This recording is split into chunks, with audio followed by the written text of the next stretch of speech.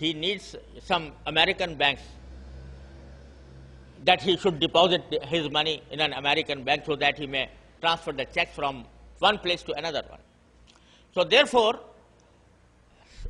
if we are not able, for example, to establish our financial institutions on the basis of equitable participation, is there any other way by which we could avoid the clear prohibition of interest?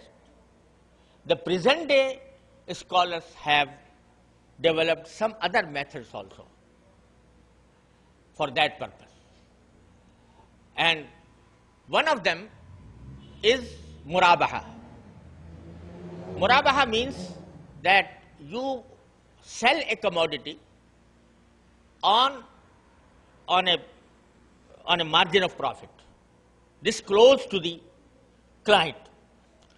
So they say that in normal banks and in financial institutions, if someone wants to purchase cotton, for example, he wants to purchase cotton and he wants financing for that purchase, normal conventional banks gives him a loan on the basis of interest, and he goes to the market and purchases the cotton and starts paying interest to the bank. This is the normal practice. So if we cannot establish for some reason or the other the true musharaka, then the scholars have said that instead of giving him a loan, it is allowed in Sharia that bank purchases the cotton from the market and sells it to the client, sells the cotton to the client on a markup, that is on a profit, and it may be a deferred payment sale, and the price may be increased to accommodate a profit, to earn a profit for the institution. This is called murabaha, sales. But there are very strict conditions for this transaction. For example, I have already said that you cannot sell a commodity that you do not own. You cannot sell a commodity unless you possess it and take the risk of that commodity. Unless you take the risk of this commodity, you cannot sell it in the market. But if you do it after possession, then and you claim a profit on this deferred payment sale, it is allowed in Sharia.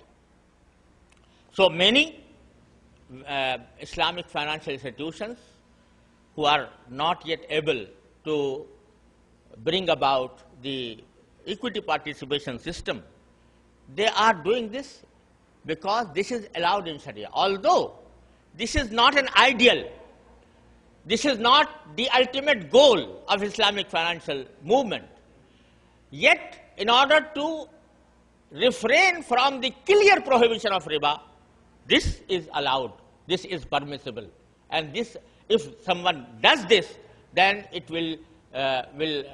he will save himself from the prohibition of riba.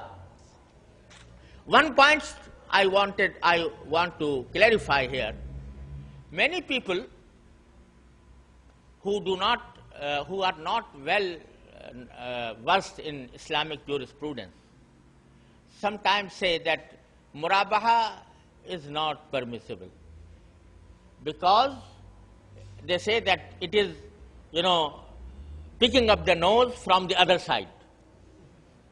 So therefore it is not allowed. But in fact, Allah subhanahu wa ta'ala in the Holy Quran, when He prohibited riba, it is very interesting that He has quoted quoted the people of Jahiliyyah, who used to say, innamal bay'u mislur riba. And the people of Jahiliyyah used to say, in fact, sale is like riba. Sale is like interest. The question arises, how they said that the sale is akin to riba or similar to riba. This point has been clarified by the authentic classic Mufassirin. A well-known Mufassir, Imam Ibn Abi Hatim, rahimahullah ta'ala, he has quoted some Sahaba or Tabi'een to say that what is the background of their saying that sale is similar to riba. They said that they used to charge a higher price for a commodity if it is purchased on deferred payment basis. This was the practice. That, for example, if someone wants to purchase wheat, but he cannot give the money on spot, can give the price on spot. The price of the wheat is, for example, 10 dirham. So, if he cannot pay the price instantly, then the seller would say that I can give you, I can sell you on deferred payment basis. You pay me after 3 months. But the price would be 11 instead of 10. Then he accepted and the sale took place. This was allowed by Islam. This was allowed by Sharia.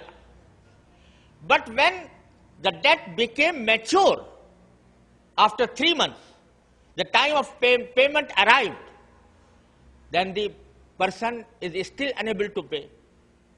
Then at that point of time, the seller would say, either you give me the price right now, or you must increase in the price. Ataqdi am turbi. Whether, are you paying right now? If not, you have to increase the price from 11 to 12 or 13. This was prohibited by Islam. The first sale was not prohibited. But when he increased the amount from 11 to 12, then increase from 10 to 11 was never prohibited. Was never prohibited by Sharia or Islam. But when at the time of payment he wanted more respite, more time, then 11, charging more price from 11 to 12 was prohibited and said this is the riba. So they said, innamal bay'u mislu riba. And in the first sale, in which you increase the price from 10 to 11, you allowed it. But when we say that we are going to increase for more time, you disallow it. Innamal bay'u mislu riba. This was the background of their saying innamal bay'u mislu riba. Which means that even in the time of the Holy Prophet ﷺ, the increase in price for deferred payment sale was allowed. But if once a price is fixed, it cannot be increased for more time given to the purchaser, and for which riba prohibition came. And therefore, Allah subhanahu wa ta'ala answered the question, وَأَحَلَّ اللَّهُ الْبَيْعَ وَحَرَّمَ الرِّبَى. You are nobody to ask why the first sale was allowed and second sale was disallowed. Because Allah subhanahu wa ta'ala could have explained the wisdom behind it, but Allah subhanahu wa ta'ala opted to say that since it is the order and command of Allah subhanahu wa ta'ala, you are nobody to ask why this is allowed and this is not allowed. وَحَلَّ اللَّهُ الْبَيْعَ وَحَرَّمَ الرِّبَى. So therefore, increase in the price. Why? Now, let me give you the basic reason for that. Sharia has dealt money and commodity on different scores. They have different rules, different regulations, different principles. If you transact money in exchange of money, you cannot even charge a profit. You cannot charge a profit of 1 penny. This is riba.